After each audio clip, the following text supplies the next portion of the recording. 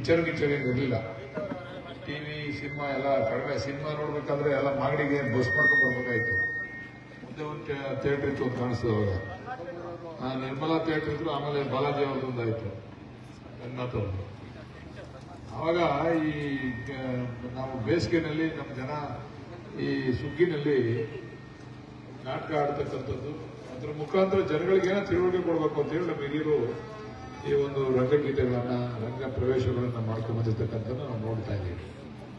ಈಗ ನಮ್ಮ D K Shivakumar ಅವರು, ಡಿ ಕೆ ಸುರೇಶ್ ಅವರು, ನಿಮ್ಮೆಲ್ಲ ಬಹಳ ಹಳೆ ಕಲಾವಿದರಿದ್ದಾರೆ, ಬಹಳ ಹಾಡುಗಾರಿಕೆಯಲ್ಲಿ ಬಹಳ ಹೆಸರುವಾಸಿಯಾಗಿರ್ತಕ್ಕಂಥದ್ದು. ಪ್ರತಿ ವರ್ಷ ಕೂಡ ಒಂದು 100 ನಾಟಕ ಆಗ್ತವೆ ನಮ್ಮ ಕ್ಷೇತ್ರದಲ್ಲಿ, ಒಂದು 100 ನಾಟಕಗಳು ಆಗ್ತವೆ.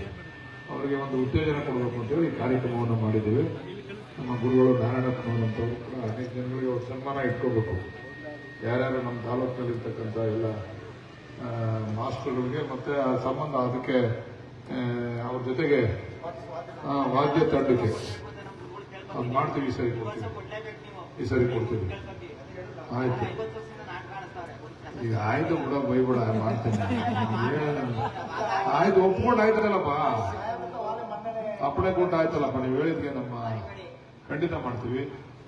ಬಹಳ ಹಣ ಈ ತರ ನಮ್ಮ ಮಾಸ್ಟರ್ಗಳು ತುಂಬಾ ಜನ ಇದ್ದಾರೆ. ಅದರಲ್ಲೂ ನಾರಾಯಣಪ್ಪ ತುಂಬಾ ಹಿರಿಕರು. ನಾವು ರಾಜಕೀಯವಾಗಿ ಪ್ರವೇಶ ಮಾಡಿದಾಗಿಂದ ಯಾವ ನಾಟಕ ಮಾಡೋದು ಅವರೇ ಕಲಿಸ್ತಾ ಇದ್ರು ನಮಗೆಲ್ಲ. ಇತ್ತೀಚೆಗೆಲ್ಲ ಯುವಕರುಗಳು ಕೂಡ ಬಂದಿದ್ದಾರೆ. ಬಹಳ ಕಷ್ಟ, ಏನು ರಂಗಗೀತೆ ಬಹಳ ಸುಲಭ ಏನಲ್ಲ.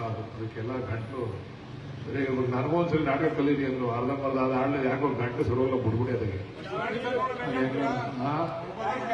ಹೆಂಗ ಆಡಕ್ಕೂ ಆಗೋಂಡೈತದೆ. ಬೆಟ್ಟನ ಆಡೋದು ನೋಡಿ ಎಷ್ಟು ಚೆನ್ನಾಗಿ ಆಡೋದು. ಅವ್ರಿಗೆಲ್ಲ ಶಾರೀರ ಚೆನ್ನಾಗಿರ್ಬೇಕು. ಅದು ಎಲ್ರಿಗೂ ಬರುವಂತ ಗಿಫ್ಟ್ ಅಲ್ಲ ಅದು. ಕೆಲವ್ರಿಗೆ ಮಾತ್ರ ಅವಳಷ್ಟೆಲ್ಲಾಗಿ ಆ ಕಲಾದೇವಿ ಎಲ್ರಿಗೂ ಒಲೆಯಲ್ಲಗಳು. ಸುಮ್ಮನೆ ಮನೆ ಮಾಸ್ಟ್ರಿಗೆ ಅವಮಾನ ಮಾಡ್ತೇನೆ. ನಾನೇನು ಹೇಳೋದು ಅವರೇನೋ ಮಾಸ್ಟರ್. ಅವ್ರು ಭಾಷೆಗೆ ತಕ್ಕಂತ ನೋಡಿ ಅವರೆಲ್ಲ ಹೇಳಕ್ ಬಂದವ್ರೆ. ಇದಕ್ಕೆ ರಂಗಗೀತೆ ಅದು ಜೀವಂತವಾಗಿ ಉಳಿಬೇಕು ಅಂತಕ್ಕಂಥದ್ದು ಡಿ ಕೆ ಶಿವಕುಮಾರ್, ಸುರೇಶ್ ಅವರ ಒಂದು ಅಭಿಪ್ರಾಯ. ಅದನ್ನ ನಾವು ಈಗ ಅನುಷ್ಠಾನಕ್ಕೆ ತರ್ತಾ ಇದ್ದೀವಿ. ಪ್ರತಿ ವರ್ಷನೂ ಕೂಡ 2 ವರ್ಷಕ್ಕೊಂದ್ಸರಿ ಈ ತರ ಕೆಂಪೇಗೌಡ ಉತ್ಸವದ ಹೆಸರಿನಲ್ಲಿ ನಮ್ಮಲ್ಲಿರ್ತಕ್ಕಂಥ ಪ್ರತಿಭೆಗಳನ್ನ, ಇಲ್ಲಿ ರಂಗಗೀತೆ ಅಂತಕ್ಕಂಥವ್ರು ಬರೀ ಯುವಕರೇ ಅಲ್ಲ, ವಯಸ್ಸಾದಂಥವ್ರು ಕೂಡ ಆಡ್ತಾರೆ. ಈಗ ಕ್ರಿಕೆಟ್ ಆಡ್ಬೇಕಾದ್ರೆ ಅದು ಹುಡುಗರು ಆಡ್ತಾರೆ, ಕಬಡ್ಡಿ ಹುಡುಗರು ಆಡ್ತಾರೆ. ಎಲ್ಲ ಹುಡುಗರೇ ಆಡಿದ್ರೆ ವಯಸ್ಸಾದವ್ರಿಗೂ ಪ್ರತಿಭೆಗೂ ಸಹಕಾರ ಕೊಡ್ಬೇಕಲ್ಲ. ಅದಕ್ಕೆ ನಾವು ವಯಸ್ಸಾದವ್ರಿಗೂ ಕೂಡ ಉತ್ತೇಜನ ಕೊಡ್ಬೇಕು ನಮ್ಮ ಮಾಗಡಿ ಕ್ಷೇತ್ರದಲ್ಲಿ ಅಂತೇಳಿ ಇದನ್ನ ಮಾಡಿದೀವಿ. ನಾವು ಹೆಣ್ಮಕ್ಳಿಗೂ ಇದ್ರಲ್ಲೇನು ಏನು ಜೆಂಡರ್ ಭೇದ ಭಾವ ಇಲ್ಲ. ಯಾರು ಚೆನ್ನಾಗಿ ಆಡ್ತಾರೆ ಅದು. ಈಗೇನು ನಾಟಕನೇ ಭೀಮನ್ ಪಾಠ, ದುರ್ಯೋಧನ ಆಟಗಳೇ ಚೆನ್ನಾಗಿ ಹೇಳ್ತಾರೆ ಹೆಣ್ಮಕ್ಳುಗಳು. ಗಂಡಸಿಗೆ ಏನ್ ಗುರುಗಳೇ, ಗಂಡಸಿಗೆ ಚೆನ್ನಾಗಿ ಆಡ್ತಾರೆ. ಒಂದು ಟಿವಿ ಮಾಡ್ಕೊಂಡ್ಬಿಟ್ಟವ್ರೆ ಜೋರಾಗಿ. ಏನ್ ಅವ್ರು ಜನ ಸಿಗಾಬಿಟ್ಟು ಸೇರ್ತಾರೆ. ಇದರಲ್ಲೇನು ಗಂಡು ಹೆಣ್ಣು ಅಂತಕ್ಕಂಥ ಭೇದ ಭಾವ ಇಲ್ಲ. ಅದೆಲ್ಲ ಕಲಾದೇವಿ ಒಲಿಬೇಕು, ಮತ್ತೆ ಶ್ರದ್ಧೆನೂ ಇರ್ಬೇಕು. ಶ್ರದ್ಧೆನೂ ಕೂಡ ಅದ್ರಲ್ಲಿ ಇರ್ಬೇಕು. ಇವತ್ತು ನಮ್ಮ ತಾಲೂಕಿನಲ್ಲಿ ಕೃಷ್ಣನ್ ಮಾಡ್ಬಿಟ್ರೆ, ಕೃಷ್ಣ ಪಾತ್ರ ಮಾಡ್ಕೊಂಡ್ರೆ ನಿನ್ ರೂಪಕ್ಕೆ, ನಿನ್ ವಾಯ್ಸ್ಗೆ ಯಾವ ನಿನ್ನ ವಾಯ್ಸ್ ಆಯ್ತಲ್ಲ, ಬರಲ್ಲ ಸುಂದರಿಗಳು, ನಾವು ಆಡಿಲ್ಲ. ಅವ್ನು ಅಶೋಕ್ ಆಡ್ದ ಬಂದಿಲ್ಲ ನಿಮ್ಗೆ, ಅವ್ನು ಆಡ್ತಾನೆ. ನಮ್ಗೆ ಆಡಕ್ ಬರಲ್ಲ. ಸುಮ್ಮನೆ ಈಗ ಮಾಡ್ಬಾರ್ದೆಲ್ಲ ಮಾಡಕ್ ಆಗಲ್ಲ. ನಮ್ಗೆ ಏನ್ ಗೊತ್ತೋ ಅದು ಮಾಡ್ಬೇಕು. ಬೆಟ್ಟಡ ಆಗಲ್ಲ. ಸುಮ್ಮನೆ ದಮ್ಮ ಕೂತ್ಕೊಡು, ನಿನ್ ದಮ್ಮ ಯಾಕೆ ಕೂತ್ಕೊಬರೋ ನೀನು. ಅದರಿಂದ ಈಗ ನಾವು ಒಂದು ಹಾಡುಗಾರಿಕೆ ಬಹುಮಾನ ಕೊಡ್ತೀವಿ ಸಪರೇಟ್ ಆಗಿ. ಯಾರು 4 ಜನ ಹೋಬಳಿ ಮಟ್ಟದಿಂದ ಆಯ್ಕೆ ಆಯ್ತಾರೆ.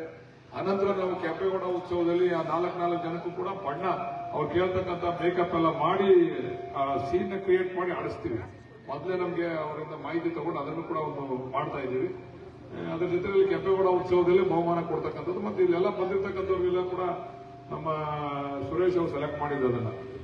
ಅದು ಏನೋ ವಾಟರ್ ಹೀಟರ್, ಈ ಆಡೋರಿಗೆ ಗಂಟು ಸ್ವಲ್ಪ ಬಿಸಿಯಾಗಿರ್ಲಿ, ಬಿಸಿನೀರು ಅಂದ್ಬಿಟ್ಟು ನಾವು ಸೆಲೆಕ್ಟ್ ಮಾಡಿದ್ದೀವಿ.